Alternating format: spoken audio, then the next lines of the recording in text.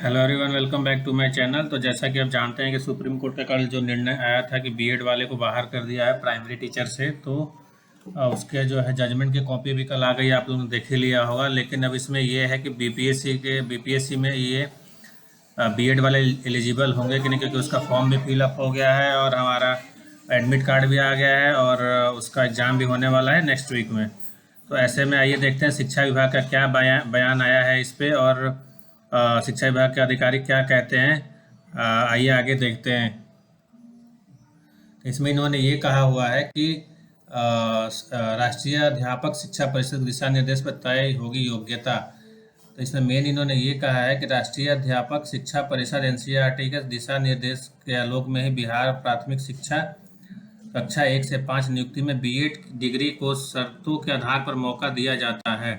मतलब इसमें जो पहले था कि एनसीईआरटी गाइडलाइन के अनुसार के शर्तों के हिसाब से, मतलब कि आप बीएड हैं तो 1 to 5 में कर सकते हैं अप्लाई, लेकिन उसके बाद आपको 6 महीने का ब्रिज कोर्स करना पड़ेगा, जो एनसीईआरटी की पहले गाइडलाइन थी।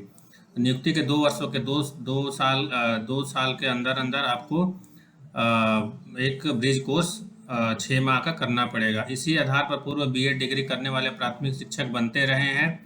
वर्तमान में बिहार लोक सेवा आयोग बीपीएससी के माध्यम से चल रही नियुक्ति की प्रक्रिया में यही प्रावधान लागू, मतलब जो पहले प्रावधान था एनसीईआरटी के गाइडलाइन के हिसाब से कि बीएड वाले को 6 महीने का ब्रिज कोर्स करना पड़ेगा, तो वो अप्लीकेबल है उसके लिए, प्राइमरी टीचर के लिए। अभी भी वही प्रावधान के हिसाब से आपको फॉर्म अप्लाई करवाया गया और सब कुछ हुआ है। अब आगे देखते हैं इसमें क्या कहते हैं। इस संदर्भ में उच्चतम न्यायालय की ओर से एक मामला में यह निर्णय लिया गया कि बीएड वाले नहीं, सिर्फ डीएलएड वाले धारी शिक्षक बन सकते हैं। मतलब कल जो निर्णय है वही ये कह रहे हैं कि जो डीएलएड वाले प्राइमरी टीचर बन सकते हैं, बीएड वाले नहीं बन सकते हैं। उच्चतम न्यायालय के इस निर्णय के बिहार में चल रही शिक्षा नियुक्ति के क्या बदलाव हो सकते हैं सवाल पर अब शिक्षा विभाग के अधिकारियों से सवाल पूछा गया कि इसमें क्या हो सकता है बिहार में, क्योंकि बिहार में सब कुछ हो गया है, उसमें सिर्फ एग्जाम होना बाकी है। तो उनके सूत्र जो अधिकारी जो बताते हैं उसमें ये बताते हैं कि एनसीईआरटी के दिशा निर्देश पर करता है, एनसीईआरटी के दिशा निर्देश पर निर्भर करता है। इस संबंध में आगे एनसीईआरटी का दूसरा कोई निर्णय लेता है तो उसके आधार पर विभाग आगे कोई कार्रवाई करेगा, क्योंकि पहले जो निर्णय था उसके हिसाब से इन्होंने वैकेंसी निकाली, फॉर्म फिलअप करवाया। अब आगे एनसीईआरटी क्या स्टैंड लेगा, क्या नया नोटिफिकेशन निकालेगा, स्कूल क्या करेगा, उसके बिहार पे ये निर्णय लेंगे बीपीएससी वाले। लेकिन अभी तो जो पुराना है उसी के बिहार पे चलेगा।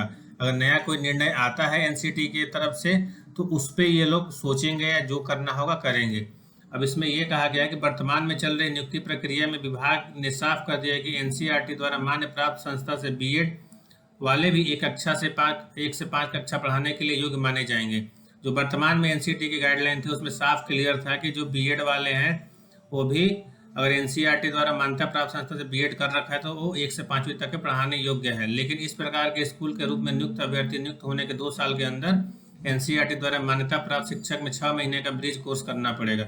मतलब वही है कि 6 महीने का ब्रिज कोर्स करना पड़ता है, आप मान्य है लेकिन 6 महीने का ब्रिज कोर्स करना पड़ेगा, आवश्यकता के रूप में करना पड़ेगा। संबंधित शिक्षक के इस प्रशिक्षण को पूरा करने के लिए 6 महीने का संवैधानिक अवकाश माना जाता है। मतलब छुट्टी 6 महीने की आपको दी जाती है, उसमें सैलरी नहीं मिलती है। डीएलएड की डिग्री के आधार पर नियुक्ति प्राथमिक शिक्षकों का यह संवर्धन कोर्स की आवश्यकता नहीं होगी। जो डीएलएड है उनको ये 6 महीने का कोर्स आवश्यकता नहीं होगा।